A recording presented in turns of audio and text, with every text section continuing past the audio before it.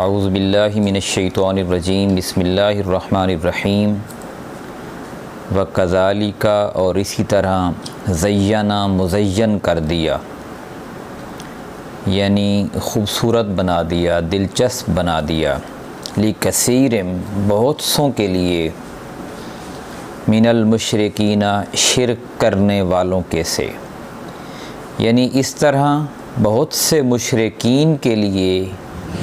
ان کے شرکاء نے قتل اولادہم قتل کرنا اپنی اولاد کا، شرکاؤہم ان کے شرکاء نے، اسی طرح بہت سے مشرکین کے لیے ان کے شرکاء نے اپنی اولاد کو قتل کرنا مزین کر دکھایا، یعنی ان کے لیے اس بات کو خوبصورت بنا کے پیش کیا، اچھا بنا کے پیش کیا کہ اپنی اولاد کو قتل کر دیں۔ کون سے مشرکین، کون سے شرکاء؟ یہاں شرکاء سے مراد جن اور انس ہیں، یعنی وہ جو کہ شیطانی کام کر رہے ہیں، جو شیطان کے روپ میں ہیں، جو شیطان ہیں۔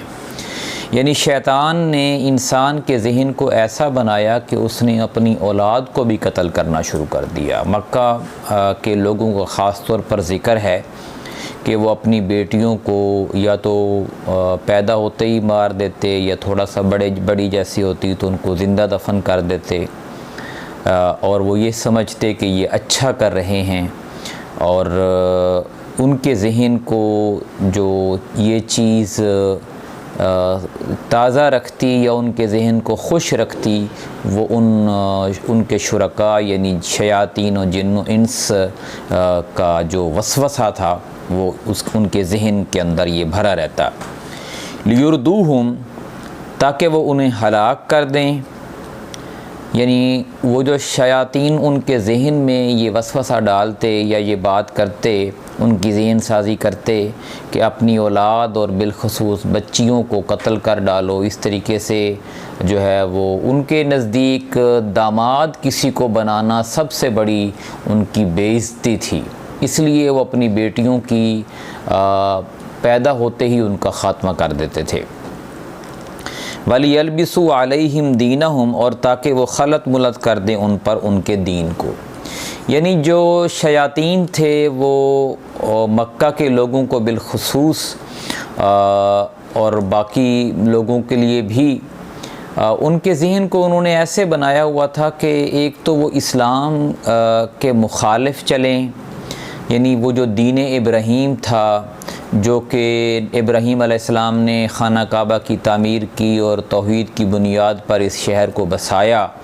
تو اس شہر کے اندر خرافات پیدا کیں اور اسلام کی مخالف جو رسم و رواج تھیں ان کو جنم دیا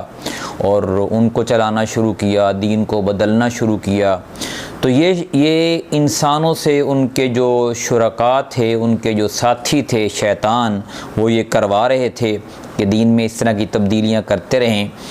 وَلَوْ شَاءَ اللَّهُ اور اگر چاہتا اللہ مَا فَعَلُوهُ نہیں کرتے وہ اسے،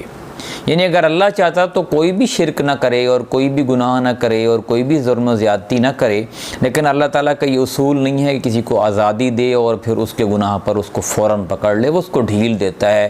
کہ وہ ٹھیک ہے اپنا کام کیے جائے، اور اس طریقے سے اس کی آزمائش ہوتی رہتی ہے۔ فَذَرْهُمْ سو آپ انہیں چھوڑ دیں، وما یفترون جو وہ گھڑ رہے ہیں، یعنی جو کچھ وہ افطرا پردازیاں کر رہے ہیں اسلام کے خلاف، جو کچھ وہ گھڑ رہے ہیں اسلام کے مخالفت میں، جو وہ باتیں لا رہے ہیں،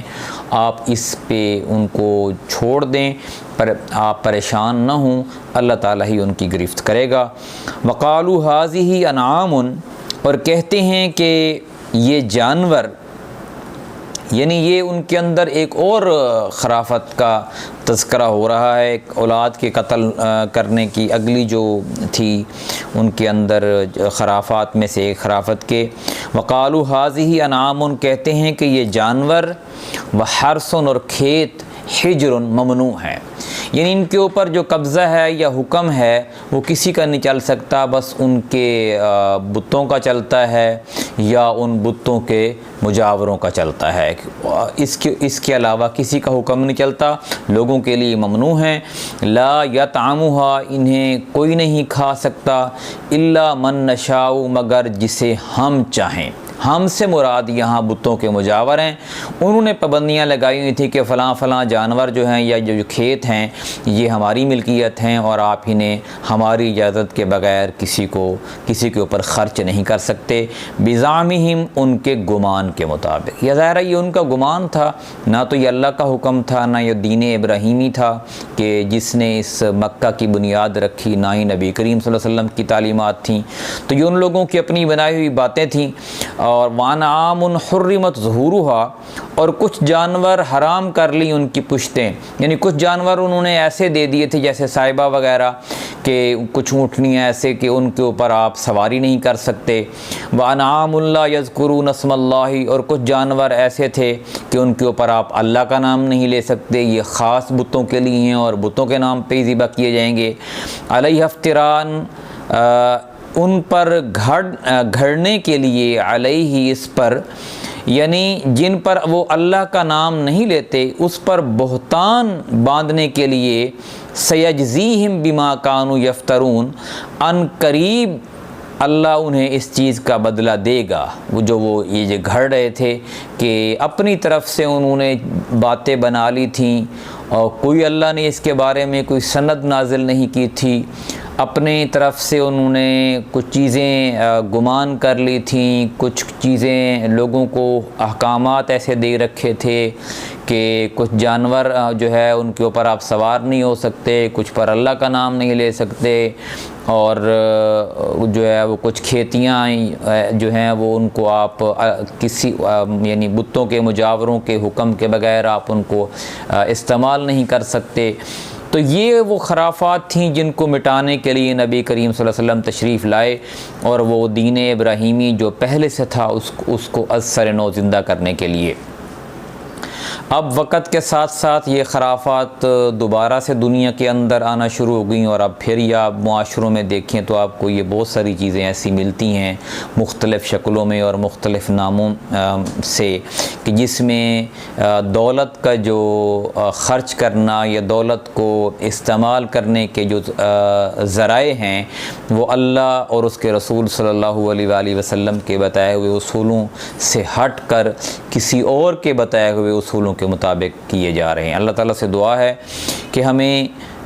اس معنی میں صحیح مسلمان بنائے کہ ہم صرف اللہ اور اس کے رسول صلی اللہ علیہ وآلہ وسلم کا ہر معاملے میں حکم دیکھیں اور اس کے علاوہ کسی حکم کی پرواہ نہ کریں۔ جزاک اللہ۔